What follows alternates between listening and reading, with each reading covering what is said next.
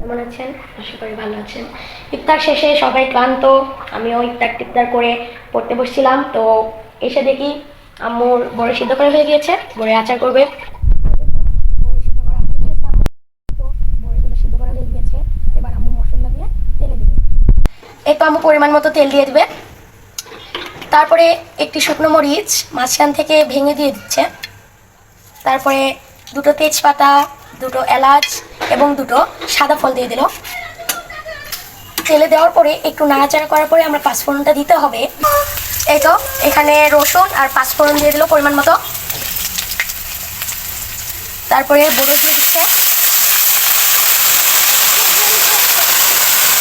বড়ি দেওয়ার পরে নাড়াচাড়া করতে হবে।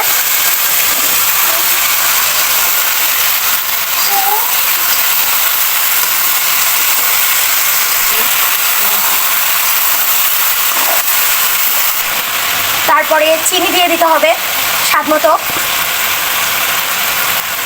আমরা এখানে বড় চামচের 2 চা চামচ চিনি দিয়ে দিলাম। তারপরে নেড়ে নিতে হবে ভালো করে, যাতে চিনিটা বড়ির সঙ্গে মিশে যায়। চিনি গলে গেলে পানি ছাড়বে, ওই পানি শুকানো পর্যন্ত নাড়াচাড়া করতে হবে। এই তো আম্মু এবার বড়িটাকে ঘাটু করে দিচ্ছে।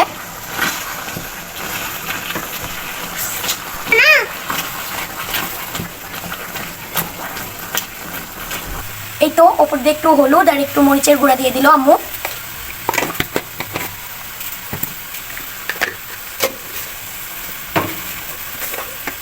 তারপরে সামান্য পরিমাণে নুন দেওয়ার পরে ভালো মতো করে নেড়ে নিতে হবে, যাতে এটা বড়ির সঙ্গে মিশে যায়।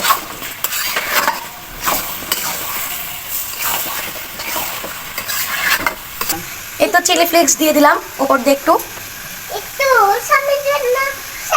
উস্কানি। তারপরে আম্মু নেড়ে দিচ্ছে যাতে ওই চিলি ফ্লেক্সটা মেখে যায় বড়ির সঙ্গে। পাঁচফোড়নের গুঁড়া দিয়ে দিচ্ছে ওপর থেকে।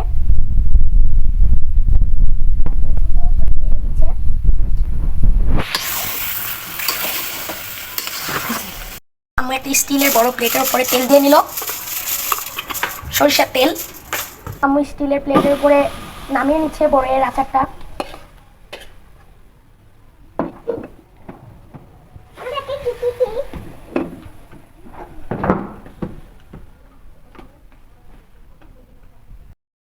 আজকের ভিডিওটা এই পর্যন্তই। আপনাদের যদি ভালো লাগে লাইক, কমেন্ট এবং ফলো দিয়ে রাখবেন আমাদের পেজটা, আরও নতুন নতুন রান্না দেখতে। তো বাই।